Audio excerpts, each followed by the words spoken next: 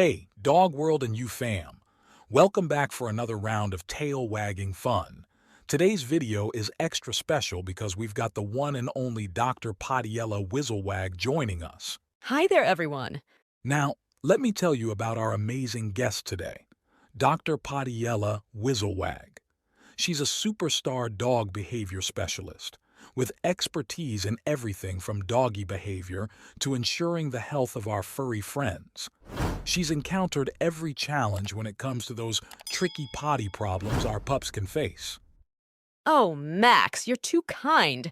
But honestly, helping dogs and their humans is what really gets my tail wagging. And get this, folks, Dr. Podella earned her stripes with a PhD from none other than Potty Perfect University. How cool is that? Plus, she's not just a super specialist. She's also a published author of books with seriously funny titles such as Oops, I Did It Again, The Yellow Brick Road to No More Yellow Spots, and The Scoop on Poop. Yep, guilty as charged. Who knew potty training could be so entertaining, right? But wait, there's more. Dr. Podella's got some top-secret techniques up her sleeve for tackling those potty problems. So get ready for a barktastic chat with the one and only Dr. Podella Wizzle Wag. It's gonna be positively awesome. I've heard you've got a bunch of fantastic questions from the awesome subscribers of Dog World and You channel, and I'm all ears to tackle them. Podella, the internet is full of information on potty training puppies. But it seems our viewers are facing challenges when it comes to cleanliness issues in older dogs, those adopted from shelters, and even dogs who were once perfectly potty trained. Navigating the puppy potty training process is one thing, but when your potty trained dog starts marking the house, peeing on your bed, goes for a 5-mile walk, and then comes home and does her business on your expensive carpet, it can be quite confusing. So, we've delved into all the questions we received regarding these puzzling potty situations and selected the trickiest ones with not-so-easy answers. Absolutely, Max. Let's get started. Our subscriber Samantha is asking, why do dogs engage in marking behavior and what purpose does it serve in their social interactions? Samantha is posing the tough questions. Let's break it down. Let's start with scent marking for territory, because nothing says mine like a strategic pee spot. It's like hanging a keep out sign for other pooches, reducing the chance of a turf war. Social communication? Absolutely. Dogs have their own scent-based messaging system. Each sniff carries a ton of info, age, gender, and even the drama of the day. It's like their very own gossip column. Reproductive signaling is a thing. Watch out, Tinder. Dogs are in town. Males mark to show they're in the mood for love, while females join the party to announce their availability. It's like a furry dating app, but with way more sniffing involved. Marking for establishing familiarity? Certainly. Because nothing says, hello, old friend, like a good whiff. Marking helps dogs keep track of who's who in the doggy social circle, especially handy when you've got a pack of pals to keep up with. Marking for stress relief. Yes, the classic stress pee, because who doesn't feel better after a good bathroom break? It's like their version of a spa day, helping them chill out when life gets rough. So, Samantha, marking isn't just about answering nature's call. It's a full-blown canine communication performance. Hey Podella, here's a question from Melissa for you. How can we tell the difference between when a dog is marking and when it's just peeing? Great question, Melissa. When it comes to marking, dogs tend to aim for vertical surfaces or higher spots, sometimes targeting specific objects that are important to them. By marking, we can identify raised paw and see a small amount of pee at each new spot, rather than large puddles. So if you see a puddle on the ground, it's just a pee spot, not a mark. Fantastic insights, Podella. So Jackson's curious about the differences between male and female dogs when it comes to marking. What's the scoop? Yes, the intriguing world of doggy territories. For the fellas, marking is like their way of saying, this is mine, and that's mine, and oh, don't forget, that's definitely mine. Classic male behavior, right? Claiming everything as their own. But what about our ladies in the dog world? Well, for the ladies, marking is more about making a statement. It's like their way of saying, "Here I am, boys. Pay attention, I'm fabulous." They might also mark to show submission or affection. And only the most confident females raise a paw or leave their mark with a bit of poop to say, "This territory is officially mine." Females can also mark after a male they like or another female to avoid conflict. They can even mark objects to claim them, as male dogs can. Hey, Podella, Anna has a question for you. Why do dogs scratch surfaces after they pee? Ah, Anna, it's all about scent marking. Dogs use their paws to scratch the ground after eliminating, releasing scent from glands in their paws, and adding more pheromones to ensure everyone knows they've claimed the area. Plus, the scratching helps spread their scent more effectively, creating both a visual and olfactory mark. This behavior is seen in both male and female dogs and is part of their instinct to communicate with other dogs and establish their territory. Podella, we've got a question from Alex. His 7-month-old female border collie tends to pee whenever he raises his voice. Despite being a firm supporter of positive reinforcement training and never using harsh methods, he thinks that his deep voice seems to be triggering this behavior. Any thoughts on what might be happening and how he can address it? Dear Alex, it's not uncommon for dogs to resort to peeing to show respect or submission, especially if they're feeling a bit anxious or eager to please their owner. Those sensitive souls tend to react to loud noises or firm voices with a spontaneous pee. To help you out, try approaching your girl with a zen-like calmness, avoiding intimidating eye contact, and showering her with praise for keeping her cool. A chat with the pros at Dog World, and you could work wonders in boosting your pup's spirits and enhancing communication skills between the two of you. Podella, you would like this question from Jay.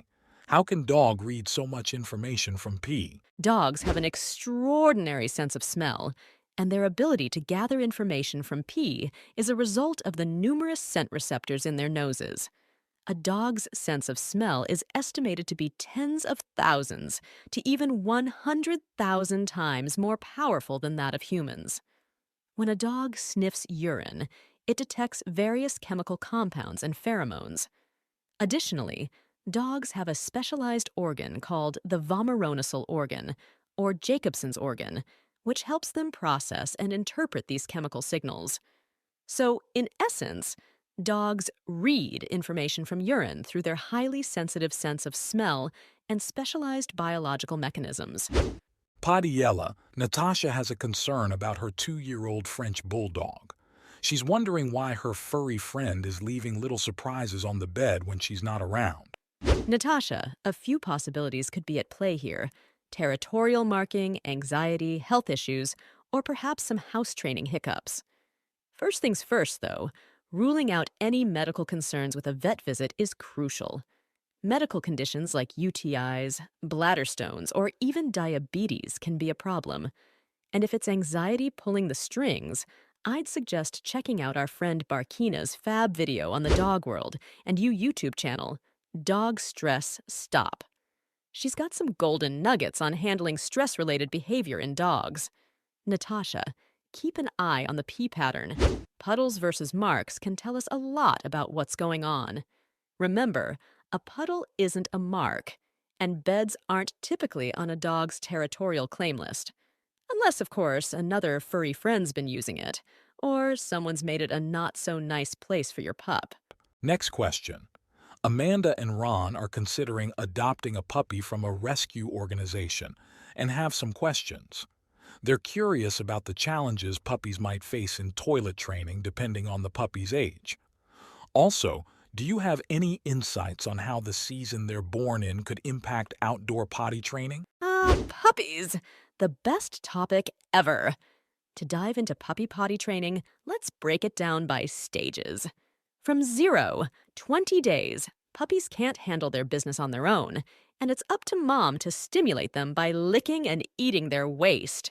Fascinating. What happens next? Well, around 20, 30 days, they start showing interest in solid food and venture out of the nest for their first toilet adventures. Oh, that's adorable. And what about when they're between 35, 80 days old? Oh, that's the sweet spot. Between 35 to 80 days, they really start to grasp the entire potty training process. They begin recognizing the appearance, smell, and feel of their designated potty area. It's interesting because, puppies, depending on their age at the time of adoption, will require different approaches to potty training. New pet parents need to be aware of the challenges they might face.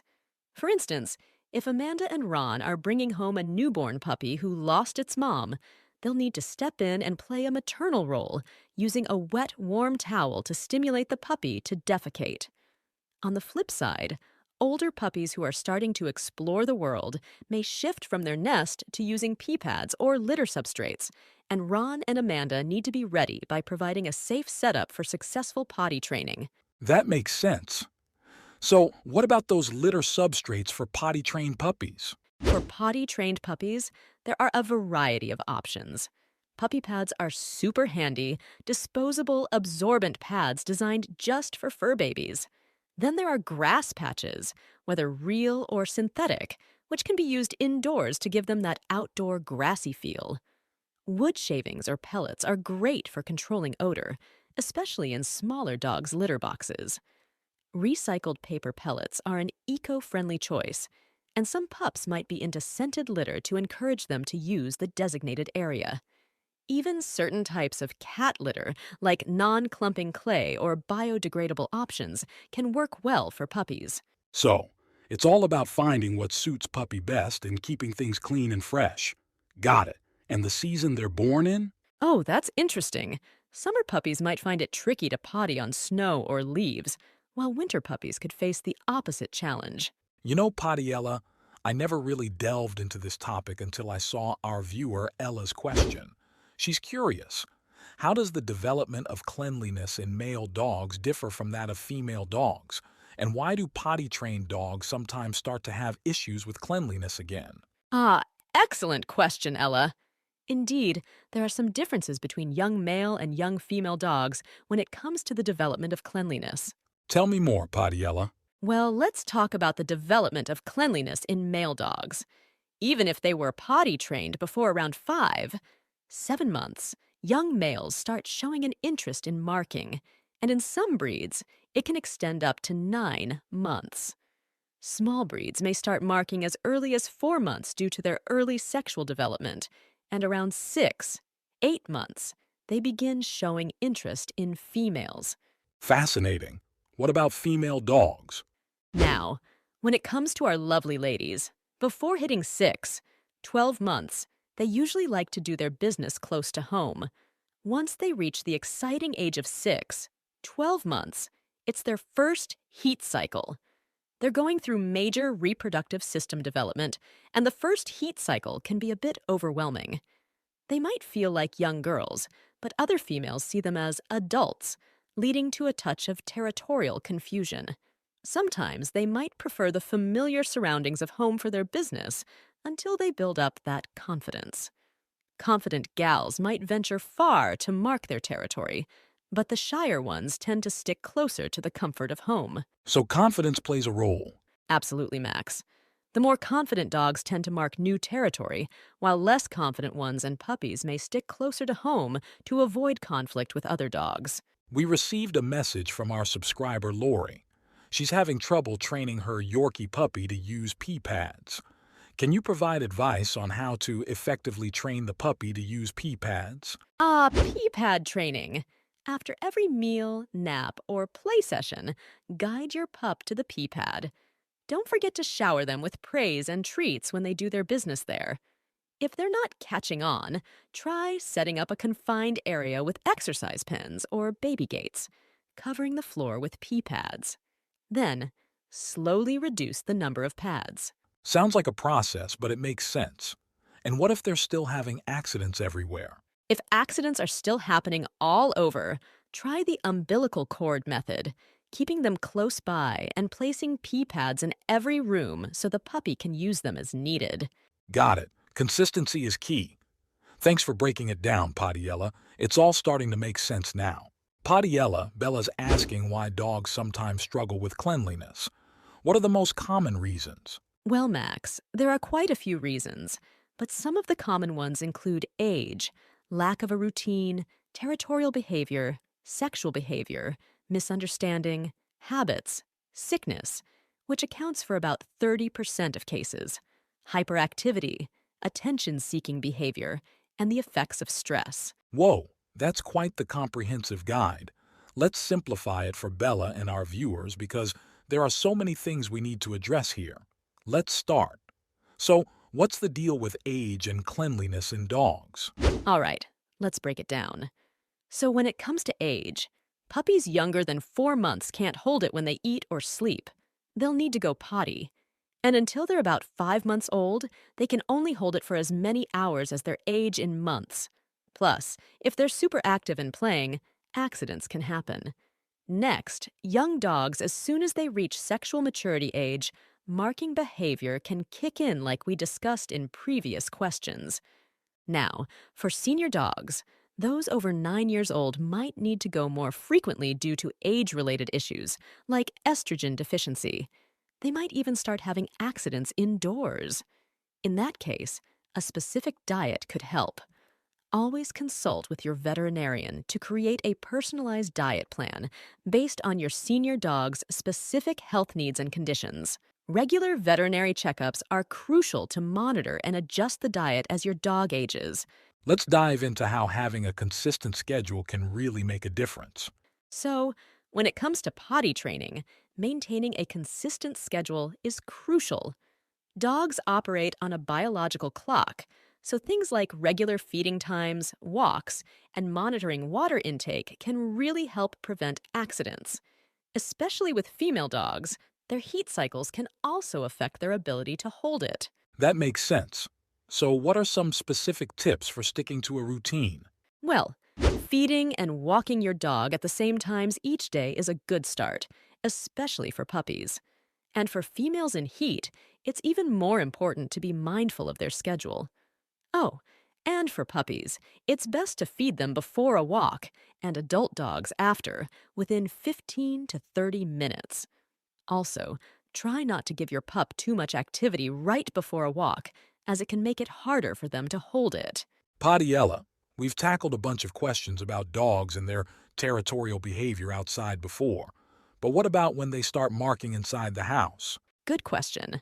House training doesn't guarantee zero accidents, and sometimes medical issues can lead to unexpected accidents. If your pup's habits change, it's always a good idea to check with the vet. Now, marking is a bit different from a lack of house training or medical issues. Dogs might feel the need to mark inside house when something new happens, like a new pet or human in the house, or even a move to a different place with different smells. Ah, got it. So, what triggers this marking behavior? Well, young dogs might get a bit scared if they catch someone else's scent on their turf. They could see it as a territorial thing.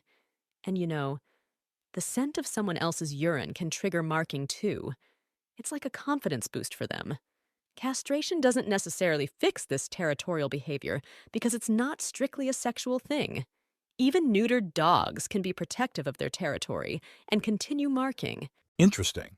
So, what should we do if our dog starts marking in the house? If your dog starts marking, especially after a visitor, try to create a calm environment in the house. Redirect dog attention if you notice your dog sniffing around for a spot to pee, and you can use the umbilical cord technique to keep your dog close by and take out for potty break. It's essential to clean up any urine scent thoroughly in-house. If other dogs visit your home, be cautious and observe your dog for signs of stress or the desire to mark. Hey, Podella, what's the deal with the difference between territorial and sexual behavior in male and female dogs? Oh, great question. Territorial behavior tends to be more on and off, while sexual behavior doesn't just fade away. Correcting sexual behavior without castration is quite challenging. Young males up to 1.5. 2 years mark more actively for both territorial and romantic reasons. Sexual markings in males can be a bit uncontrollable. Now, for the ladies, they usually mark due to hormonal changes, which is more of a cyclical problem. If a male sniffs a female in heat, he might not eat for 3 days. Castration is often recommended for very nervous dogs because it's tough on their heart system and they might experience high stress and digestive issues. They usually end up looking pretty thin and struggle to gain weight. So the bottom line is territorial behavior may come and go, but when it comes to romantic gestures, they don't just disappear. If your dog marks at home due to romantic reasons, castration could be the answer. Pampers and belts for males can be handy, and encouraging them to mark outside while interrupting any indoor marking can be effective. Don't forget to give the umbilical cord technique a shot. Podella, what exactly do you mean by not understanding potty behavior in dogs? Well, it's about understanding how puppies behave when it comes to potty training. See, puppies can't hold it for long, and they might not be able to stop the process once it starts. So, if you scold a puppy for going on the floor and then place them on a pee pad, they might associate the pad with a negative experience. And pushing a puppy's face into poop can lead to them trying to hide it or even eat it. Plus, if a puppy is really active indoors and doesn't get many walks, they might end up peeing inside home more often.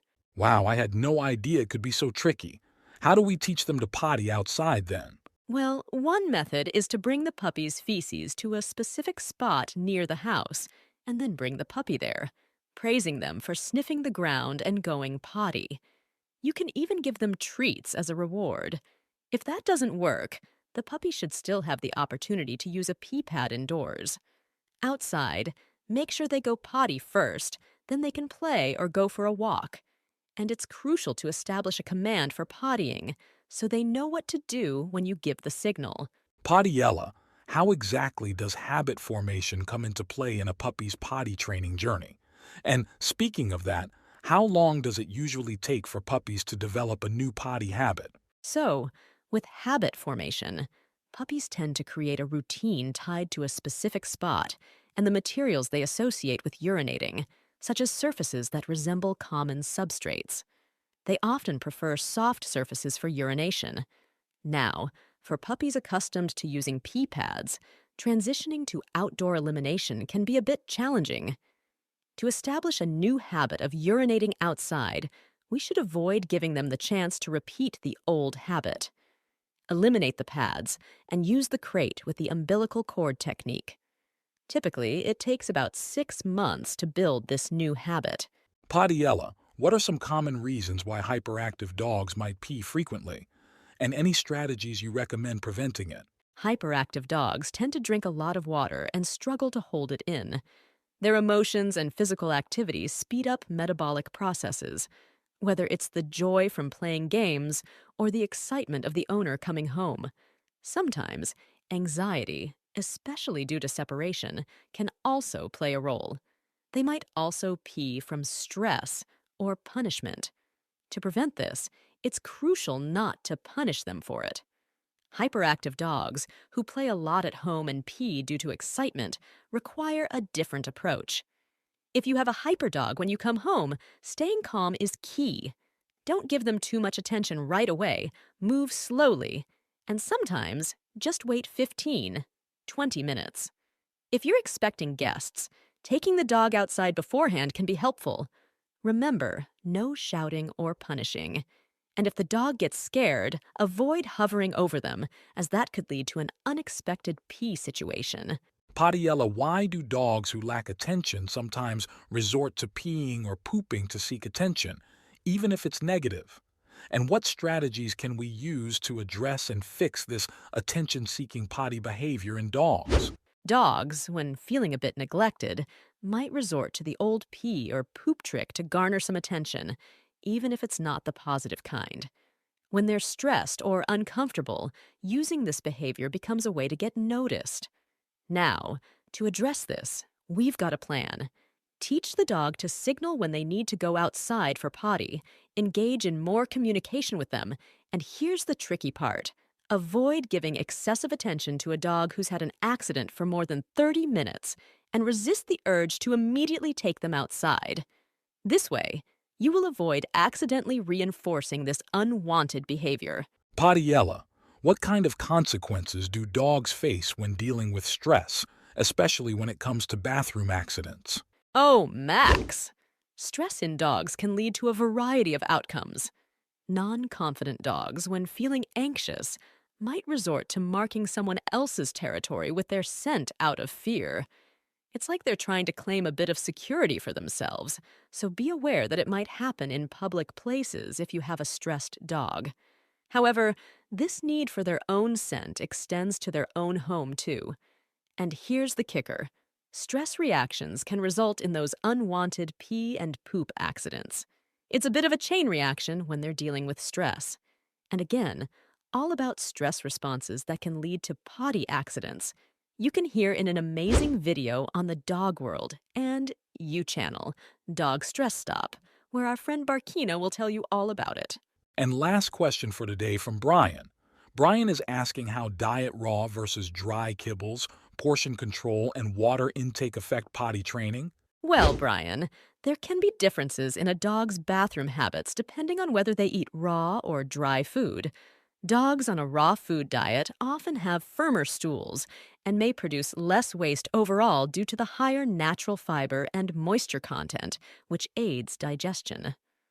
On the other hand, dogs on a dry kibble diet may experience more variable stool consistency depending on the ingredients and quality of the food. Some dogs may also drink more water when eating dry food to compensate for the lack of moisture in their diet. That makes sense. So, how about portion control and water intake? Good question. Overfeeding can lead to digestive upset, including diarrhea, while underfeeding can cause hunger-related stress or constipation. Portion control is essential for maintaining a healthy weight and regulating digestive function. As for water intake, it can impact potty training by influencing the frequency of urination. Providing access to fresh water throughout the day is crucial, but limiting water intake before bedtime can help prevent nighttime accidents. Thanks, Podella. So, it seems like diet, portion control, and water intake all play important roles in potty training. Absolutely, Max. Monitoring these factors can help ensure successful potty training and overall health for our furry friends. I want to extend a huge thank you to you, Podella, for today's conversation. It was truly enlightening to hear all this valuable information from you. We'll be gathering more questions from our viewers and clients, and we'd be thrilled to have you back in our studio again soon. Oh, it's my pleasure, Max. And dear friends, don't forget to show some love and support for this incredible channel, Dog World and You, by subscribing, liking, and sharing this valuable information with your friends. Together, we can help more dogs and their owners navigate the world of pet care with confidence. It is all for today, my dear friends. Dog World and You out.